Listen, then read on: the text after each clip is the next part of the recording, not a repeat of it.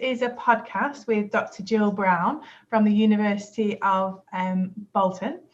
Good morning, how are you today? I'm great, thank you, and thank you for inviting me to talk today. Hope I can help you. Well, it's all about you today, so what I want to know is a little bit more about you, particularly talking around your education journey. So going right back, not necessarily going through all your qualifications, but just seeing how you've ended up at the University of Bolton. Great, I can certainly do that. So do you want me to start with kind of my undergrad, just in very brief? Yeah, I mean, thinking about, I guess, being sort of school onwards, how was education for you? Were you somebody who was really studious? Did you do really well? Was you always going to go to university, or how was your initial plans? Yeah, I think if I'm honest, I was fortunate enough to always have that support and that vision that I could achieve uni if I wanted. And I suppose it was always something in the back of my mind. I wasn't dead set on going, but I'd always had that as an option, and, you know, the choice to do what I wanted and the advice to work hard. So school was actually really quite good. However, I didn't get the A levels I particularly needed or deserved. I became quite unwell when I was in my A levels and actually ended up not sitting one. So it potentially, it struck my confidence a little bit, and I thought, oh, I don't know if I can go on. But I got a place at university. It wasn't my first choice because I'd missed out on a whole A level. However, I was able to account for, why I'd been poorly and what happened. So I did get into university studying psychology, and that was really life-changing for me. I was a typical student, 18-year-old, away from home for the first time. And for me, it was about the study. I always loved psychology, but it was also about meeting new people, about that diversity of peers, and just expanding my thinking in ways I'd never done before in my life. So it was really about that well-rounded experience, and I absolutely loved my undergrad. Worked hard, played hard. Did you do anything psychological before you went to uni? What was your A levels? Yeah, I did choose to do psychology A level. And if I'm honest, I didn't really know anything about psychology when I picked that. It had interested me, and I'd always liked the crime dramas in particular, and those kind of TV programs that focused on deviance and why people did these things. So I'd always had that interest without really thinking about it. So when I got the opportunity to do psychology, and I think it was the first year our A-level group got the chance to do it, and so the teachers were selling it as this is a new subject, which clearly it wasn't, but again, it showed a bit of naivety about the area. And I thought, well, I love finding out about people. And it was there when I decided, actually, I could do psychology at uni, because I'd always going to be doing maths, which now seems so far away from anything I'm interested in or good at. Wow, maths, that is completely different. Going from A levels onto university undergraduate, how different was that? I think it was huge, and for me it was about that shift in independence, because I did my A levels, carried on at school, so it was a sixth form attached to a school, so it was still very much the teachers, and you wrote down what they said and you regurgitated that in an exam. And there wasn't really that true learning, if you like, about the whys, the reason behind, the inquiring mind. So when you go to university and you're actually asked questions and you're asked to think for yourself and read for yourself, I was still probably initially in that phase where I wanted to be told what to do and, well, what should I read? And you get that to some extent when the lecturers give you a reading list. But again, it's about that confidence in, I can pick my own reading materials and I can actually have my own opinions and critically debate using evidence. So it was a huge shift, and I probably didn't get that in my first year at all, maybe even not my second year. I think for me personally, it really clicked into place in my third year, which perhaps I'm a slow starter, I don't know, but it came good, really good. But it did take me a while because of that shift in terms of how I'd been prepared for university, probably. Okay. So what does that mean practically? How did that change for you? Was it about suddenly it all becomes clear, you have a life path, you have a goal? What did that shift mean for you? Yeah, really good question. I think as I progressed, and it was only in my third year when I got to study forensic psychology. So my degree course was psychology. There wasn't any forensic until that final year. And that's when I suddenly really started to get it. I could apply all that core psychology. And like most people, there were some areas of my degree I struggled with more and I wasn't just as interested in. But it's like everything came together in the third year for me. The passion, the drive, the understanding that I could work in that field. And at that stage, it was probably the first time I found out that I could go on and do a master's.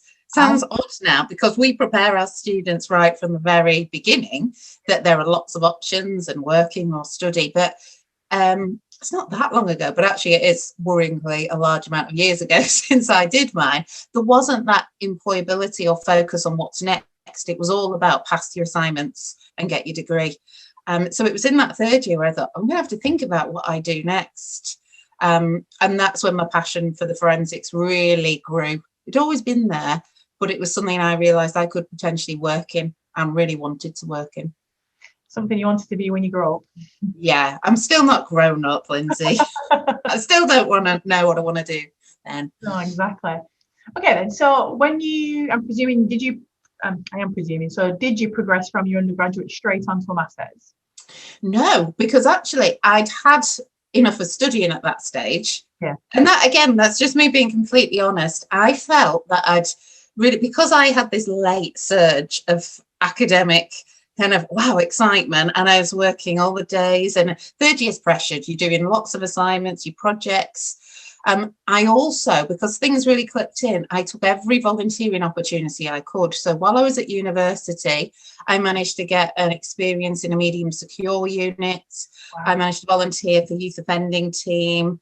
I worked with the council in the areas I was at university working with disadvantaged young people. So I was kind of put my all into it in the third year. So by the time I finished studying, I thought, I just need a break. I'm not quite ready to go on. And because I'd done all that experience, within about 6 months, I'd got my first post as a psychological assistant in the prison service. So that was my dream. And I thought I need to take this. So I moved area to an area I didn't know before. I had to get my map out and think, where's this place? But again, I was fortunate enough to do that. I was 21, possibly 22 at the time, and had no ties, and thought, if I want to pursue this career, I've got to take a risk and I've got to go where the jobs are. And I was lucky enough to be able to do it, and moved over to where I could work in the prison service. Wow. So what does that mean, a psychological assistant in a prison? What was your duties? Yeah, again, a huge learning curve, because I'd never been in a prison, only seen bad girls. And I thought I was going to be like bad girls, even though it was a male prison I was working in. So my duties were really to support the chartered psychologists. But I found very quickly I was delivering psychological interventions. So group work, cognitive behavioural programs to a group of 10 male offenders. Some of them were violent offenders, some of them were sexual offenders, some were serving life sentences. So it really was that thrown in to, what do they call it, discovery learning. Because yes, you go on training courses and you have practices and you do role play, but until you're faced with those behaviours and those challenges that you don't know how to deal with, you don't learn how to deal with them. I just literally written down baptism of fire.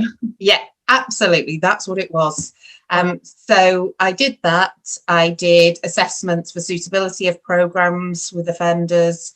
I started supporting the trainee psychologists with the little elements of risk assessments they were doing.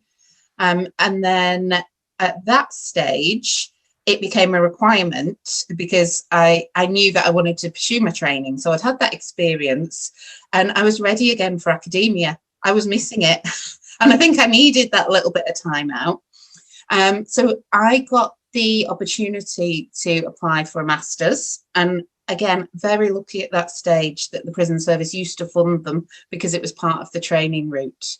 And I also managed to get myself a transfer back to the Northwest, because I'd only moved, so I was all by myself for a year and a half. Very little money, very poor quality of living in terms of Yeah, a really terrible flat that I had. So I was ready to come back to where my friends and family were and start to settle my life again. So you were still within the prison service, you moved to the Northwest? Yes, that's it. So I managed to get a transfer. And with that, I was able to study at a Northwest University and do my master's and be promoted to a trainee psychologist. Wow. How did you find working in a prison? Because it's not something that a lot of people can do. You know, I wonder if some people have this almost romantic view of prisons, and then they get in there, it is completely different, isn't it? It absolutely is. And I think in many ways it was probably the making of me. Looking back, perhaps I was a bit too young and naive to be going in at that stage and thinking, oh, I can be changing people or helping them change. But at the same time, there's probably never a right time. And again, you just have to be in that environment to understand it. And there were really tough days. There was days where I'd go home in tears. And I suppose for me, it was about developing a lot of resilience. So, of course, some of the offenders weren't particularly pleasant, as I used to hate initially walking through the wing as a young female, and you would get comments. Some were swearing, some were sexual related comments, and you had to learn how to deal with that and not let that impact on you, and see, well, actually, that's a characteristic of the offender and something that they need to work on, and it's nothing to do with me or how I look or how I am, asking for that. So I suppose if we're thinking about the psychology, you might blame yourself. Did I ask for those comments? And then you realize you challenge it completely. And it was one of my supervisors said, you have to develop a walk, Gill. And I said, what do you mean? And they said, well, it's more like a strut. You have to have this confidence. And they said, I always carry a file with me just to make sure, I look all professional. And it's just a strut, rather than if you go in there with your head down and people see it's affecting you, that may impact on their behaviour further. So again, all the psychology behind it. It's like control with them as well, isn't it? They want to control you. And yeah, partly, but yet again, that's the minority of cases. And most offenders in the prison service were so respectful. They would call me Miss. So it says, how are you, Miss? You all right, Miss? Do you need a hand with anything, Miss? So most people were so respectful. So again, not what most of the general public think about when you go in the prison. So it's that mix. You might have something, but it tended to be out of the blue. Similarly, people said, well, were you scared when you're interviewing lifers or you're doing your psychological reports? Absolutely not. And I never had anything but respect from the people that I was interviewing, and the safety mechanisms were so strong that if I needed an officer, I could push the button and I'd have maybe 20 in the matter of seconds, and never once needed that. However, obviously they were there in case there were any issues. Yeah. Wow. Would you ever consider going back working in the prison service, or do you feel like you've done that, been there, got the t-shirt? Yeah, I mean, it's, again, a great question. And part of me really, really misses it. And I miss that idea of really supporting people, supporting change, making a difference in practice. Whether I'd go back, I'm not sure, because I am not a practicing forensic psychologist now. So I'm not registered. So again, I would have to do quite a lot of CPD and get hours back. But what I found is I can satisfy that need through other work that I'm doing alongside my academic work.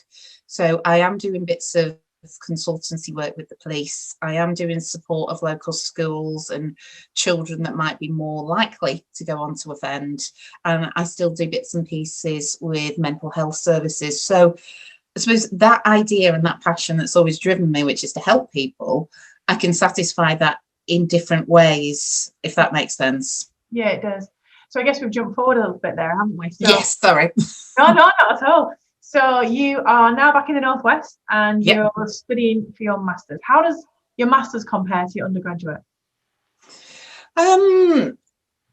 Really different. In terms of academically, it's a step up, clearly. And I spoke about the step up of independence from A-levels to university. This is another level where you have lectures and sometimes you're thinking, well, how is this relevant? And we don't seem to have covered this. And there's so much that you have to do yourself, quite rightly, because it's a level 7 qualification. So that academic element was a step up. And I had a couple of years out of study by this stage. So again, I was having to revisit referencing and things like that and just brush up on my skills. But beyond that, it was a real struggle for me looking back, because I chose to do my master's full time, like many students do, while working full time. And I was at the prison. So it often meant a couple of really long days in the week, on top of standard long days in the prison. So I'd always have early starts. I would often finish late, but on a Tuesday and a Wednesday, I needed to get from the prison, drive about 20 miles, 30 miles to university, and then I'd be at university till 9 o'clock at night. So I wouldn't get home till about 10, which again, it's not huge, but it wasn't sustainable for me. I could do it because it was, I suppose, a means to an end. I wanted that qualification, I needed it, but I suppose it exhausted me. And then it didn't really allow me that thinking time I really needed to do the qualification so well, because I'd be straight back into work, and start work at 7 o'clock the next morning. And I was thinking, when am I going to do my reading? So inevitably that was weekends, which is fine, and you expect that. And many students struggle, they juggle 101 things.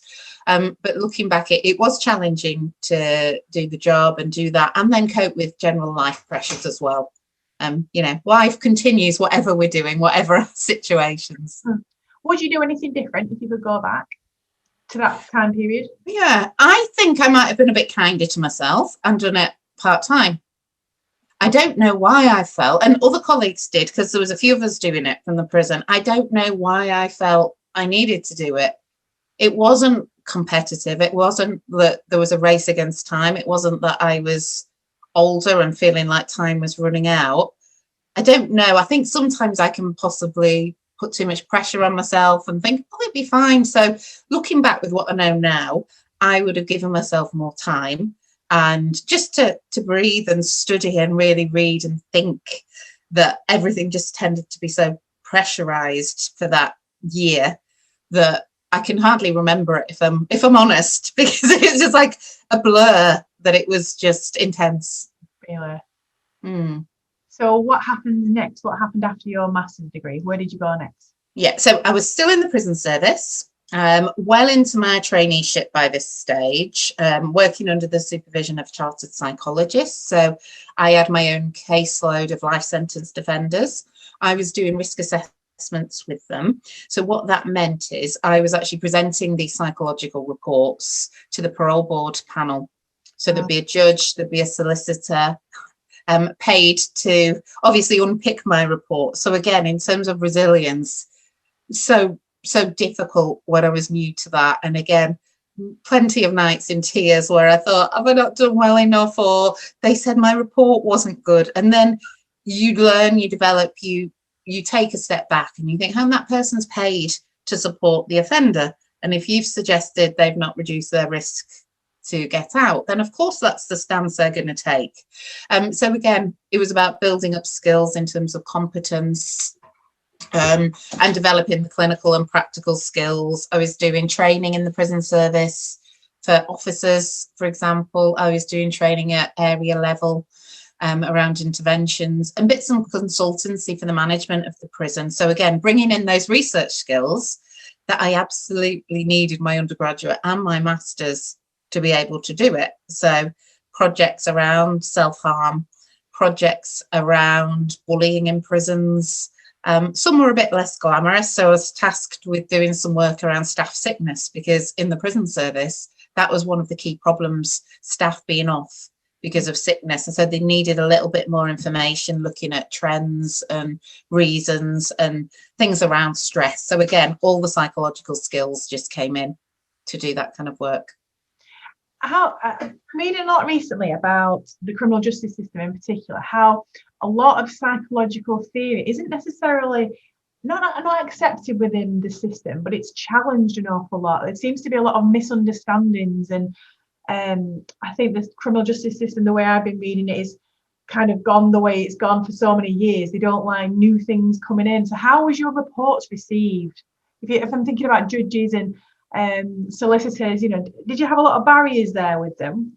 I think, again, a great question. In terms of the judges and the solicitors, not so much. Again, some of the solicitors were employed to be little reports. So I did get comments made about you psychologists, and you use, they used to call it dot to dot approaches, and you're just painting by numbers and adding up and getting the wrong answers. However, most of the challenges when I was there actually came from prison officers. Okay. And you're absolutely right. In terms of some of the psychological theory, there was this real misconception that we were there to, and they actually said, oh, you're just here to hug them. And, this idea that psychologists are warm and fluffy.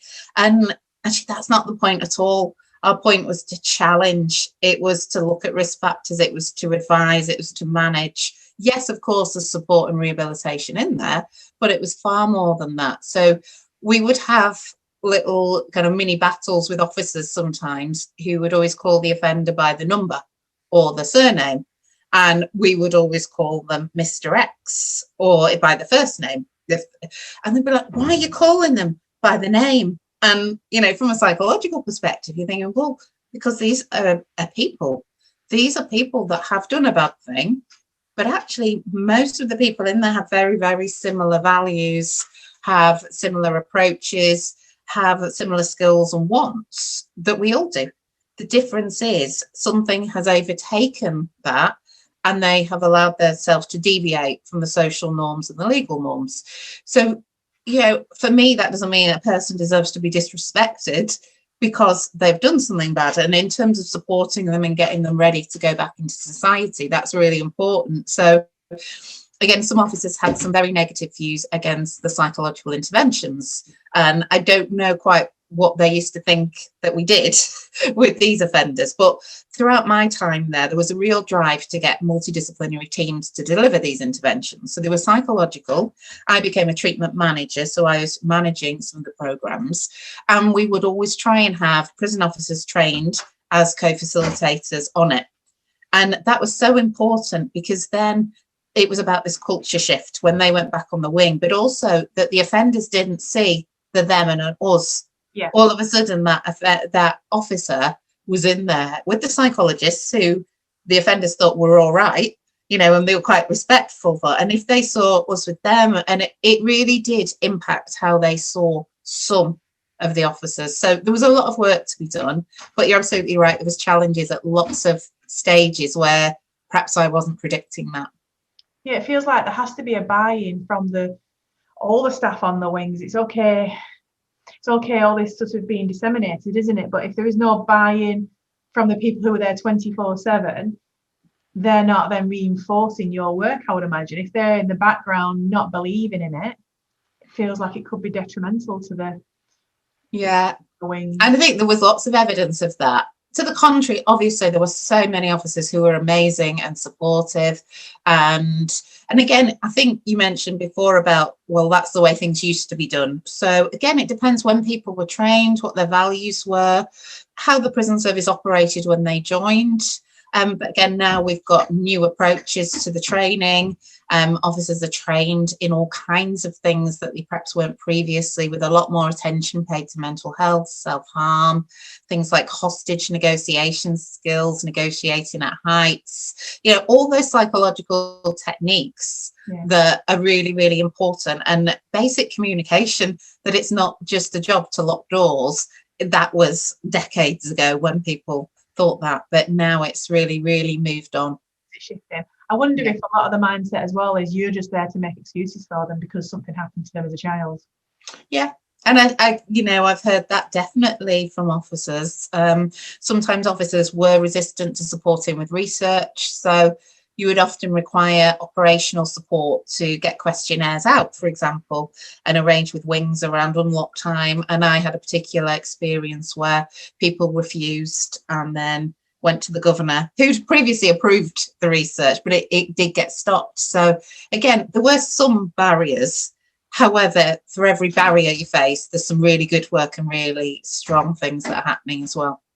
And did you just say that you feel like has all moved forward now? And we are talking, over 10 years ago when you were in the prison? Yeah, Yeah, well over, sadly. So yeah, I think it's massively shifted. There's new types of training programs. They've got the unlocked programs where they're looking for graduates to come in, and it's not about having a degree makes you a better person to work in a prison at all, but again, it's having people that can think differently, critically, show those skills like we have in the game attributes around adaptability now more than ever.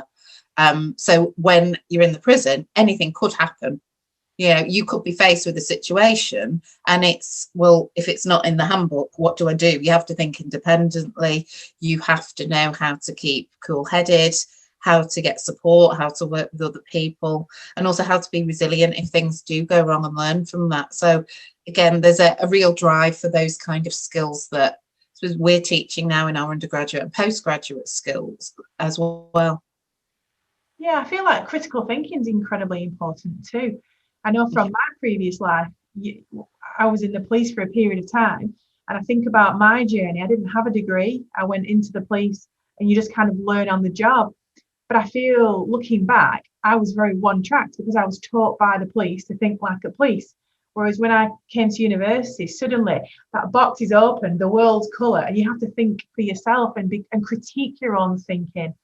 And that's what I feel is needed in these types of situations with mindsets. Yeah, definitely. And like any organisation, it's a balance, it's diversity of staff, it's people with different approaches, but it's understanding the rules and requirements from the professional body's training, but absolutely, as you've said, having their own personal skills. And somebody could have a top degree, somebody could be quite good at critical thinking, but if they can't communicate in an appropriate way, and I've seen this with graduates thinking, gosh, I really fear that they might get a punch if they spoke to an offender like that. Do you see what I mean? So it's a combination of the knowledge, the flexible thinking, but also about the adaptability of being able to 1 minute go and present to a governor and then 1 minute sit with somebody that's had the most different life from you potentially, that's been through the most horrendous things, and not to sit there with your clipboard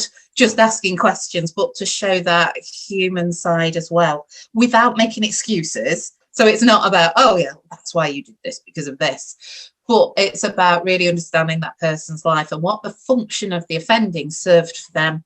And that's where it becomes really challenging to do that case formulation and where all the psychological skills are needed. Yeah. I mean, I could sit and talk to you about the prison service for ages. Let's get you now. So how long was your master's?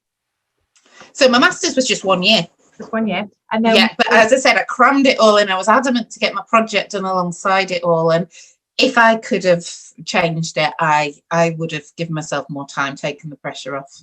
And gone part-time. Yeah. Oh, from the beginning. There was absolutely no need for me. And a master's full-time is full-time. But when you're working full-time, you can't really find the hours back. So full-time. No, so something has to give. And I think for me, yeah, I would have, looking back, given myself more time. Okay. So what was your journey next? So I was continuing to work in the prison service, but it was an opportunity that came up from doing my master's. I had a really great supervisor, and I think that they really influenced the next stage, really, because they one day out of the blue, can't remember if I'd called them for a reference or something, and they said, oh, Gill, I've got a bit of money and I can pay for some teaching because I've got a research grant. Will you teach some classes? And I was really taken aback, saying, you sure you mean me? I'm not sure you mean me. Genuinely, this isn't being kind of modest or anything. And she was like, oh yeah, I've got these classes and you can teach every Friday at this time. There's only about 80 in the class, and just for 3 hours a week. And I thought the imposter syndrome then was just off the scale. I thought, I've never taught. I don't know how to teach. I'm not qualified. And she's like, but with all your experience, it would be great. And you know your psychology, you've got your masters, you've got this. So after a little bit of a battle with myself, I said, oh, well, okay, so I'll do it. So again, I managed to free myself out of the prison for half a day a week and make up the hours. outside of that time. And I went to the university for a morning a week on a Friday to teach. And at that time, it wasn't even psychology students, it was speech and language therapist students, but they needed to do some psychology modules. Right. And the first couple of weeks, I don't know, I was using slides that were given to me. I was so nervous. And then I suppose I started to relax a little bit and just to do things a bit more my way. And I started getting some really nice feedback from students, and they were staying behind or dropping me emails. And I thought, oh, actually, I'm quite enjoying this. It was never anything I ever wanted to do. It was purely I did it just to see if I could do it and just to challenge myself. And then I found I actually enjoyed it. So I continued it, and I got more opportunities just to do tiny bits and more relevant stuff to what I'd been working as while still in the prison service. And again, it sparked this idea for academia, never being on my radar whatsoever. I was always going to be a psychologist as I got to, and then I was going to be a senior psychologist and then a principal psychologist. And then I don't know, that was just the only thing I knew. So having this experience of just taking a lecture in a lecture theatre, I was like, wow, this is actually quite good. I quite like it. And I think I could be okay at doing this. So continued doing that. And then a job at another university came up through a contact. And they said, there's this research post. I think you'd be really good. You should apply for it. This was more of a challenge because it would mean that I would have to leave the prison service. And I battled with myself thinking, well, I've done all this work. I've done my master's, I've done my training. I've spent years, really working for this. Is it a waste of time? Does it mean I've wasted all these years? Is it me giving up? So I was in this huge battle with myself. And then I chose to see it a bit differently with a bit of support. So, well, no, it's about there being more opportunities. And because my eyes have been opened up through academia, I thought, well, there's other things that I might really enjoy. And the prison service is great, but once you're in it, you do things that way and your options are a little bit more limited. So I thought, well, why don't I apply for this job? And I probably won't get it anyway, but then I'll be no regrets. And I did get it. And it was a research job on a national clinical trial that had got a grant of £5 million. So we're talking big scale here, in mental health research, particularly looking at a psychological intervention to reduce compulsory hospital admissions for people from ethnic minority groups. And again, I'd done little bits of research in the prison around offenders from ethnic minority groups. And I thought, well, and I'd done bits around mental illness. I was like, I could, this will be really good. So I took that opportunity, but before I did, I thought I might be quite cheeky here. And before I'd accepted the job, I said, I really want to do a PhD. And they said, okay, we've got funding because of this bid. Yeah, we'll pay for your PhD as well. So again, I just got fortunate. I had to ask the question, but I managed to have a good research job and have my PhD funded on top of that. But again, it meant I was doing my PhD full-time while doing a full-time job as well. And there was a bit of overlap because of the data collection. However, it meant a bit of extra pressure. But by this stage, I was probably used to it and really, really enjoying it. So I got to work across East Lancashire and many parts of Manchester. So I think I had honorary contracts with about 4 different clinical trusts and with about 30 different community teams, so community mental health, assertive outreach teams, and I was out and about with service users in their own homes, and it was brilliant. So absolutely loved doing that. I managed to get my PhD. Wow. So yeah, I had a little shift at that stage and left the prison. Have you any regrets? No. I realised that I worried I would have regrets, and that's why I nearly didn't do that. And I thought I was safe in the prison. This research contract was only fixed for, I think it was fixed for 5 years. I think it was initially 4, but then it got extended. And I thought, well, I'm going to be unemployed. Whereas if I'd stayed in the prison service, I would probably have a job, not necessarily for life, because that doesn't happen, but much more stability. But I absolutely loved doing that. And again, I'd kept up ad hoc bits of hourly lecturing where I could. And when my contract was ending, obviously I knew it was coming to an end. It had been extended. I was still writing up my PhD. Well, in fact, I don't think I'd really started writing it up at that point when it ended. I managed to get a full-time lecturing job at another university. So I've done the rounds of UK universities. And again, it's just, okay, I'm ready now for a job. I'll look what's out there. And I got a job at a university as a lecturer, not as a psychology lecturer, but it was in health and social care because of my PhD, because of work in the prison. But it was the psychological aspects across different programs. So I did a bit on nutrition programs, bit on other, some bits of nursing, and then got to write a degree around offending and the healthcare side of that. So, wow. What's been your favourite time, would you say? Working in the we've not got to the best bit, what I'm doing yet now. I was going to be. I was thinking up until this bit, yeah. Yeah. Well, I suppose up until that bit, I don't know. It was all good. I really loved the prison, and I've always, that made me the person.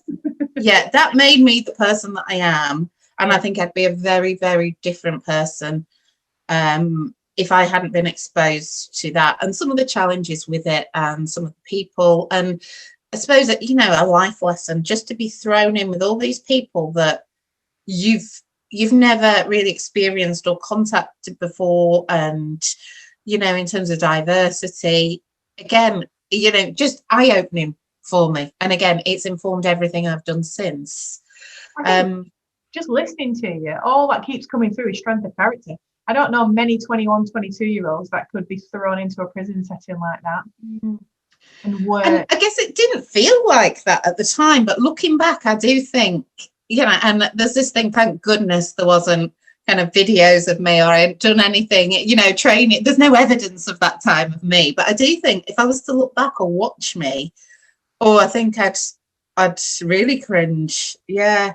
But you have to go through that, don't you? So. Yeah, and obviously you did a pretty good job because of all the opportunities that have come from that. You used the word fortunate before. You said you were very fortunate to get the role and to have your PhD funded. But I wonder if it was fortune, if it was just you and your character. I don't know if that's kind. No, that's kind. And I suppose with fortune, there's got to be hard work. And like I said, I did push myself too much at times, so I was hardly sleeping and, you know, trying to take on too much. And like I said, you've got life in there as well, and all the challenges that come around with family life, with everything that's going on. Trying to financially fund yourself when you know, especially in the early stages. So yeah, there was a lot of hard work, and I think with hard work comes opportunities. So yeah. Yeah, I think that's what I mean. I think language is really important sometimes, isn't it? And we almost like to downplay certain things. Well, it just fell at my feet. No, it didn't. You worked really hard. It's not necessarily fortune. That's amazing. So you're right. We haven't talked about where you are now. So how have you transitioned from doing your PhD, getting a lecturing role in, did health and social? Yeah, health and social care, applied health and social care. Yep. And now you're at Bolton. How did you get? Yeah. So again, with that other previous role, I threw myself into everything, got involved in employability things, in quality things, wrote a new degree program, and that really started to excel. And again, it was all about opportunities. Sometimes I don't think you need to be looking for a job, but someone could just mention something, or you can just see it, and then I guess it's all, for me, it's about a feeling. And if I can't stop thinking about, then I think, am I going to regret it if I don't? And sometimes in a job, you feel like you've taken it where you can. And if you've exhausted the opportunities there, for example. And so I saw a job at Bolton, and it was for the job I'm doing now, which is Programme Leader, Criminological and Forensic Psychology. And I had Programme Leader responsibilities for some areas, but I was like, actually, I want to come home, if you like. That sounds a bit silly, but I wanted to get back to my passion for psychology. And I'd been doing psychology, but it was, stretching that application a little bit over areas that I wasn't as familiar with. And I say doing bits of work on some of the psychological elements of nursing programs, social work, nutrition, health and social care. And I thought, I want to be back with psychologists and in that psychology world. So it almost was about coming full circle, but as a different person, because I'd been on that journey. So again, I thought, well, I'll apply and probably won't get it. So it'll mean that I'm okay because I'm in a job I love at the moment. And if I don't get it, nothing ventured, nothing gained. And I did, and again, knew very little about Bolton, but genuinely, that's probably the best decision I've made.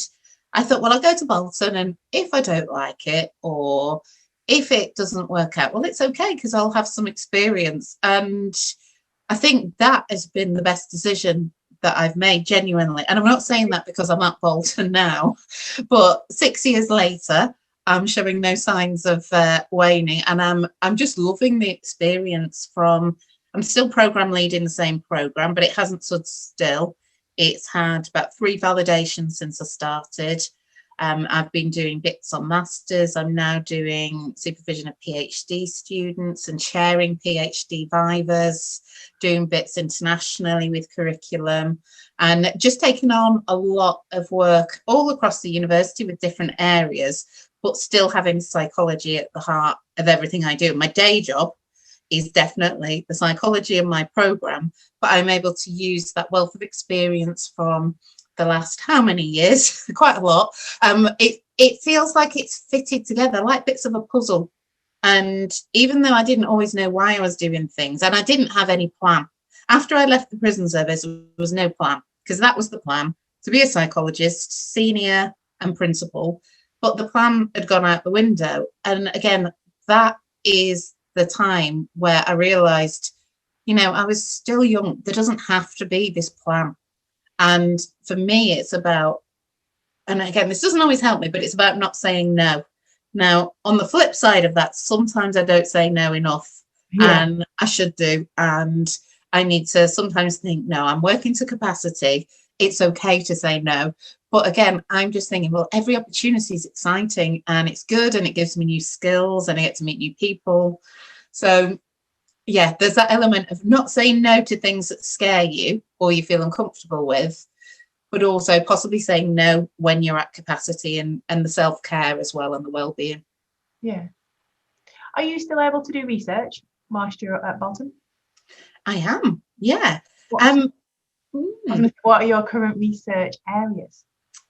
So I've got a few little pieces on the go. I'm still very much involved in the area with my research team that I did my PhD on. So around mental illness, and particularly strategies and recruitment into mental health trials for people from ethnic minorities. So done a lot of publications and conferences around that.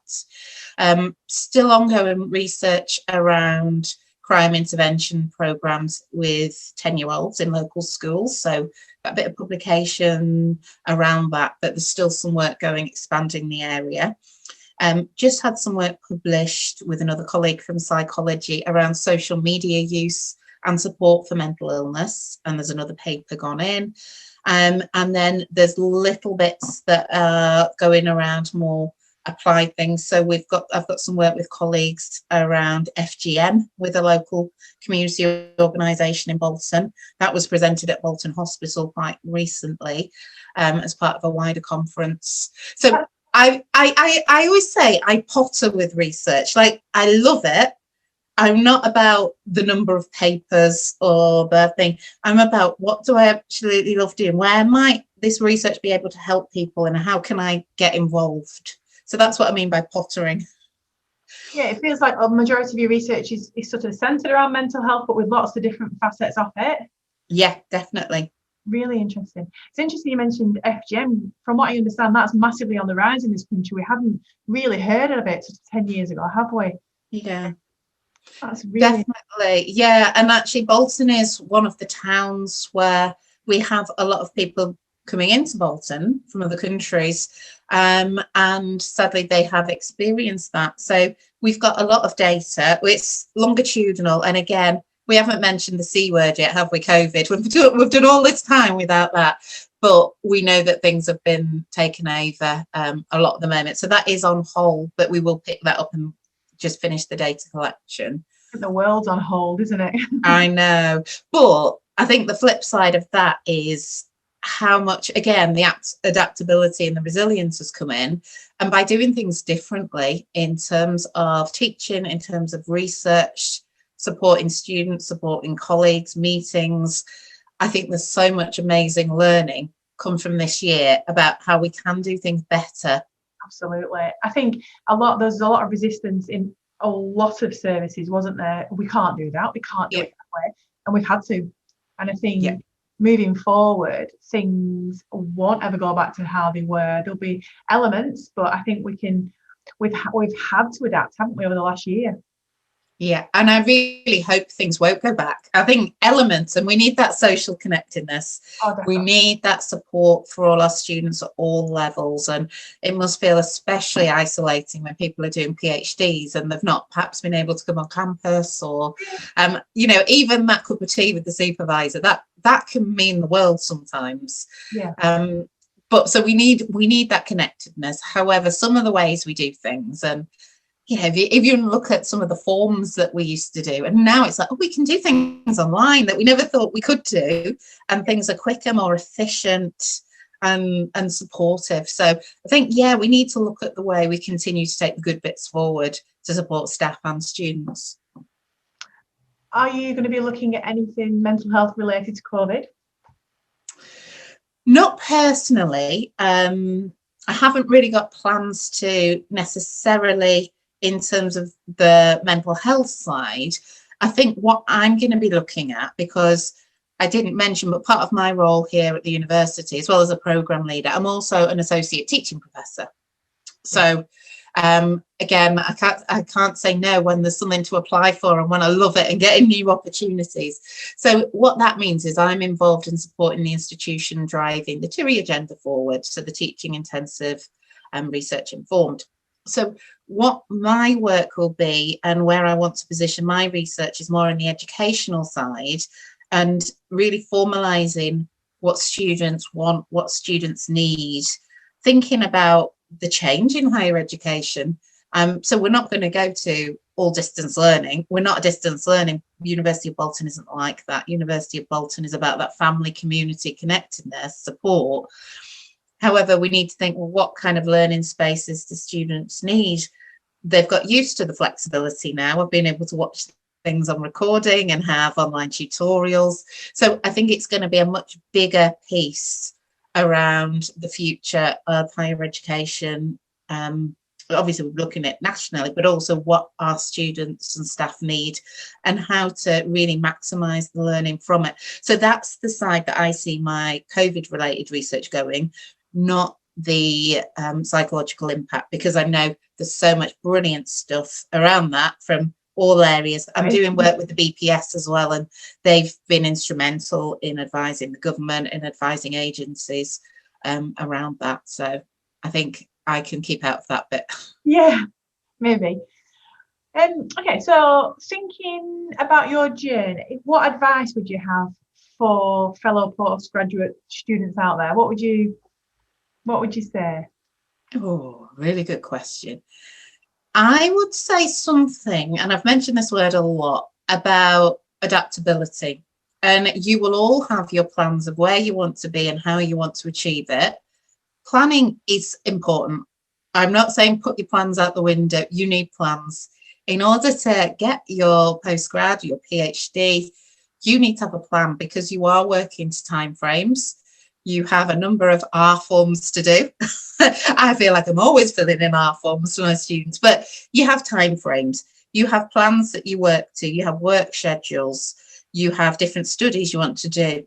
At the same time, don't let those plans restrict you, because research, studying and life can't always be planned, as COVID situations told us. Some studies will take longer. Some reviews you're doing will take longer. If you've said, I'm going to do this in 2 months, and it's not ready in 2 months, despite your best efforts, well, it needs longer. So don't put pressure on yourself, and be prepared to have that flexibility, not to beat yourself up or pressurize yourself if your plans need to change. Because by the nature of a plan, a really good plan will be flexible. Discuss it with your supervisor, discuss plans that you've got outside of your PhD, with your family, with your friends, and don't be fixated or feel in any way you failed if you're not keeping with your original plan, because that original plan was right for them, but it's not right for now. So that would be the first thing. And I think sticking with that plan is you will have a goal of where you want to go, what you want to do. You're doing your postgrad, your PhD for a reason, to get you somewhere, probably. However, where it is you want to be might not be where you end up. And that place you end up might be 100 times better, like in my case. So I think the advice is, don't be afraid of taking on opportunities, even if they're outside of your plan or where you thought you were going to go, because that can be where the best learning comes from. And even if that opportunity doesn't go well, or you don't end up pursuing that in the longer term, there'll be a lot of useful learning from that, which you can pull back into your next stage. So in terms of trajectory, I used to be so naive, and I thought it had to be on a line that goes up. It's not. It's like this. If I looked at my mapping, and again, in terms of everything, in terms of money I've earned, in terms of time I've spent on things, qualifications, it's not like that. It doesn't go up. It's all over the place. And sometimes, in the early stages, before I even got to the prison, I was working 3 jobs. One of them was waiting on staff. One of them was market research in the streets. And one of them was working with young people in the communities. But it was just, what do I need to do and what might help me? So again, not having this linear projection and being okay. It's not a backward step if you take on something that you weren't intending to do. Yeah. Somebody once said to me that they would rather have regrets for something they've tried than not try. Regrets for something that they've not tried. Yeah. How I seem to think of things now. Just have a go. I think that's useful. And with that, don't be constrained by your own comfort zone, because if you're asked to do something and you think you can't do it, I nearly turned down that lecture, and really, in fact, I think I did say no initially, because I thought I couldn't do that. There's no way I could stand and publicly speak, and I didn't know enough. If I'd have turned that down, I certainly wouldn't be where I am now. I don't know where I'd be, but don't let that constrain you. If it's just that feeling that it makes you feel uncomfortable and it's going to be tricky, because that's probably where the best learning will come. Absolutely. You've got to. Like being asked to do podcasts. Just got to do it. Oh, I can talk about myself, Lyndsey, as I've shown. How many hours have we got left? Yeah, we can carry on. So what's your plans for the future? I know you talk about not necessarily having plans, but at least maybe a plan. What's your plan for the future? Yeah, I guess it's to continue the work I'm doing. I've started lots of work around the University of Bolton and progressed that. In terms of the educational side of things, I mentioned before I'm involved with BPS on the Education and Training Board. That's a national board that really looks at curriculum for psychology nationally. It's looking at diversification of workforce and employability. It's checking for things like, well, who makes it through the training routes and the memberships in BPS. And it's also got the inclusion and diversity agenda running through it. And are we disadvantaging certain groups? Why are people not going? So I'm doing a lot of work with them. And I would like to continue building on that around employability for our students, because we know it's tricky, especially for psychology students. I'm sure other disciplines have their own challenges, but our challenges are about this idea that it is competitive. You do need to get voluntary work, and not everybody's able to do voluntary work because they've got lives and families to run. Things like getting on to the next training step. So we're looking at alternative routes and things like that. So I really want to make a difference in that way in education, and drive that forward, and also just continue to develop my own teaching and research skills and keep my links going and learn from other people. So I think actually I've just thought of some more advice. When I was When I was in my training as a psychologist, especially as my assistant, it felt very competitive. It felt like you're against people. And I think that can be the culture of some of the training. Now, it's absolutely not like that. And gradually I've shifted to that the only way we can get where we need is with the support and by supporting other people.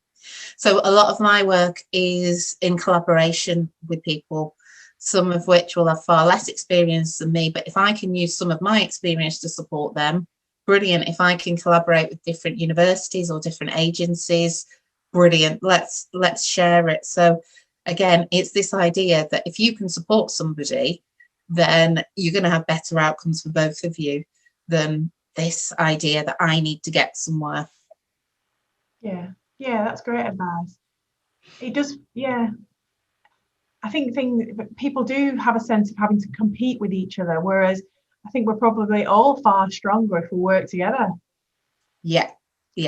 And I think it can take you time to realise that sometimes, especially if you're applying for a job and there is that reality that you are in competition with each other. But however, to get the skills you need to be successful in getting that job, you need to work with other people. And especially in the world of psychology, it's a small world. So I meet people now that I knew from my training decades ago, and I come up with people, or people say to me, oh, I know you did that session on such and such, and I'm thinking, I don't know if I know you, but then I do that to other people, and it's a small world. I've ended up knowing people with teams I've gone into, or even people that have been on my interview panel.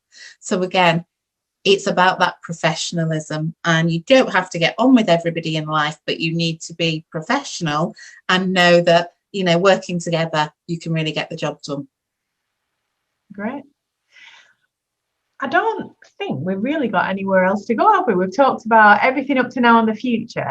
Is there anything else you think we need to talk about, or we can talk about, or any more do's and don'ts for students? Yeah, I think we've probably covered everything. I just hope it's been some help and I haven't just waffled on and got in my own little bubble about me. No, well, the whole point is this is about you. It's about learning how everybody's journeys can be quite different. It's been incredibly interesting to listen to you. And I don't know how you managed it. I honestly do not know how at 21 you managed working in the prison service and then certainly doing your masters on top of it all. I did an undergraduate degree, but obviously now I'm doing my PhD, but I'm doing it all kind of part-time. To think how you crammed all that in, I don't know how you managed it. I think we all don't realise how much we're doing, and every person that's watching this, I'm hoping it's got some viewers, by the way. I'm hoping there is somebody watching. My advice is just think about how much you are doing and what an amazing job. Many of you will be balancing family life, you'll have financial commitments, you'll have jobs outside, you'll be studying, and then, as I said, I wasn't doing it through a global pandemic. You are. So again, it throws up the barriers. But I think the main thing is whatever you are faced with, you will deal with, you will get through, and you'll look back and you'll think, do you know what? I did all right. Yeah. And you'll have done more than all right. It's that word resilience again, isn't it? Yeah, definitely. My word of the day, resilience and adaptability. Yes. Fantastic. Well, it's been really nice talking to you. Thank you very much for your time. Thank you. It's been an absolute pleasure. Thank you.